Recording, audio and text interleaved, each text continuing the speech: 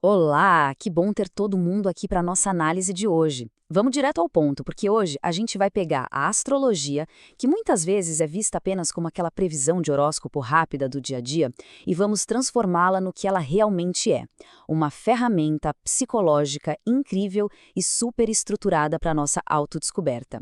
Então, bora mergulhar fundo e descobrir o que realmente está por trás de um mapa astral. Sabe aquela pergunta clássica que sempre surge numa roda de conversas? Afinal, qual é o seu signo? É uma curiosidade super natural da nossa sociedade. Mas, como a gente vai ver nessa nossa jornada, conhecer apenas o signo solar é tipo olhar pelo buraco da fechadura. Acaba sendo uma visão extremamente limitada e até um pouco superficial da bagagem cósmica complexa que qualquer pessoa carrega. Porque, falando sério, o signo solar é literalmente só a ponta do iceberg.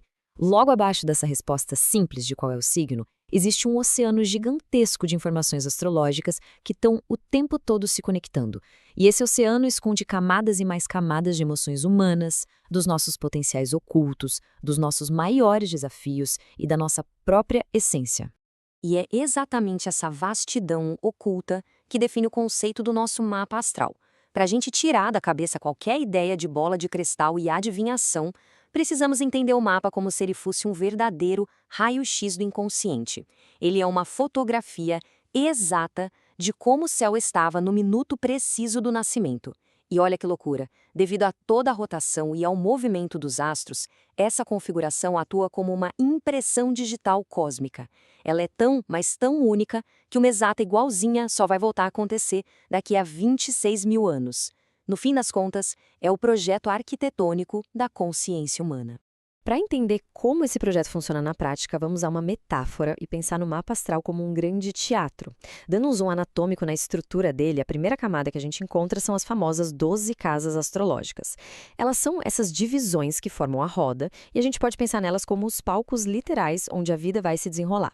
Cada uma dessas casas representa uma área específica da nossa existência, desde a nossa personalidade mais básica até a nossa vida financeira e carreira profissional. Aí, colocando uma segunda camada em cima dessa estrutura, a gente encontra os signos do zodíaco. Bom, se as casas são os palcos onde a ação acontece, os signos funcionam como os nossos figurinos, ou os grandes arquétipos do inconsciente.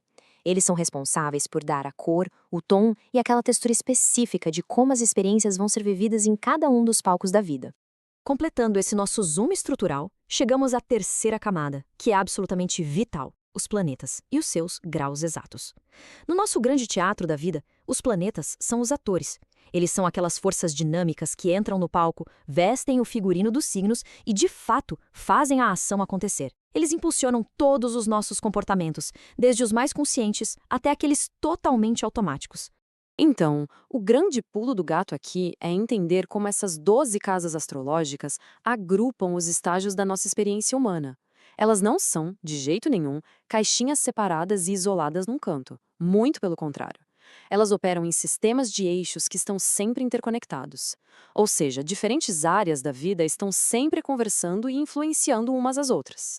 Para a gente visualizar bem isso, vamos pegar um exemplo clássico de como esses eixos funcionam, comparando a casa 1 com a sua oposta, a casa 7.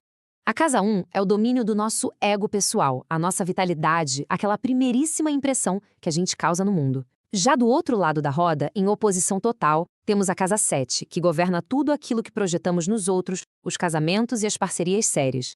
Isso demonstra perfeitamente como o mapa busca equilíbrio. É a dança constante que a gente vive entre focar no nosso próprio eu e o compromisso inevitável com os outros. Já que entendemos os palcos, vamos olhar um pouco mais de perto para os nossos figurinos. Antes de destrinchar cada signo de forma isolada, é super importante saber que todos eles passam por um filtro cósmico gigante: os 4 elementos. Esses elementos são a base fundamental que define e agrupa as características da nossa personalidade. Fazendo um resumo bem prático dos traços centrais, a gente tem as pessoas de água, que são extremamente sensíveis, altamente intuitivas e com uma memória emocional muito profunda. O fogo, por outro lado, é pura dinâmica. É aquela galera passional, temperamental, sempre orientada para a ação e para o movimento. Já a Terra traz a gente de volta para a realidade. É a marca da praticidade, do foco material e de ter os pés bem firmes no chão. E por fim, a galera de ar, que são os nossos grandes pensadores. Seres altamente intelectuais, super comunicativos, que precisam muito da socialização e dessa troca constante de ideias. Se a gente for mapear claramente essa divisão, fica assim. A água abraça Câncer, Escorpião e Peixes. O fogo vem impulsionando Áries, Leão e Sagitário. A terra solidifica Touro, Virgem e Capricórnio. E o ar dá o fôlego para Gêmeos, Libra e Aquário. E olha, tem um detalhe absolutamente crucial para a gente lembrar aqui. Toda e qualquer pessoa carrega a energia de todos os 12 signos no mapa, tá? Ou seja, todo mundo tem uma mistura única desses 4 elementos operando em alguma área da vida. Certo, agora chegou a hora de mudar o foco e jogar todos os holofotes nos verdadeiros protagonistas desse teatro interno, as forças planetárias. Pensa o seguinte, se as casas dizem a área da vida e os signos mostram a maneira como as coisas são feitas, os planetas são o quê? Eles são os nossos verbos de ação, são as energias que ativam e dinamizam a nossa personalidade de fato. Quando a gente observa os símbolos desses atores dinâmicos, um fato super interessante vem à tona. Sem essas forças, a personalidade seria apenas um rascunho estático. A gente literalmente não sairia do lugar. São as posições e interações desses planetas que destravam o nosso potencial, representando desde aqueles talentos inatos incríveis até os nossos maiores bloqueios e alegrias. E a dinâmica deles cria uma divisão que é um prato cheio para entender como a gente funciona psicologicamente. Nós dividimos esses atores em 2 grandes times. Primeiro, os planetas interiores, que estão super ligados ao nosso dia a dia consciente. O Sol desperta a própria consciência, a Lua governa as nossas emoções mais raízes e Vênus dita nossa forma de valorizar o amor e a beleza. Em um contraste bem forte, a gente tem os planetas exteriores, que trazem lições de vida mais longas e inconscientes. Saturno expõe as nossas inseguranças e exige muita disciplina. Júpiter indica as grandes oportunidades de expansão. E Plutão, Plutão chega exigindo transformações profundas, forçando a gente a encarar os maiores medos para, no fim das contas, gerar um super fortalecimento. Bom, com essa base planetária sólida, a nossa análise já está pronta para ir além. A gente vai fazer agora um corte profundo e entrar na camada mais esotérica desse universo. É aqui que o mapa astral deixa de ser apenas uma leitura psicológica de personalidade e passa a rastrear de verdade a profunda jornada evolutiva e kármica da alma, usando asteroides e pontos geométricos super precisos. É nessa camada profunda que a gente encontra chaves incríveis para o autodesenvolvimento. Pega a roda da fortuna, por exemplo. Ela sinaliza exatamente aquele ponto de harmonia incrível onde a gente encontra a alegria e a realização plena. Depois tem Quiron, que é uma área mais sensível, apontando sem hesitação para a ferida mais profunda da vida, aquela dorzinha que exige que a gente busque cura contínua. E a famosa, porém necessária, Lilith, que costuma expor as nossas expectativas frustradas, revelando aquela tendência chata de cometer sempre os mesmos erros.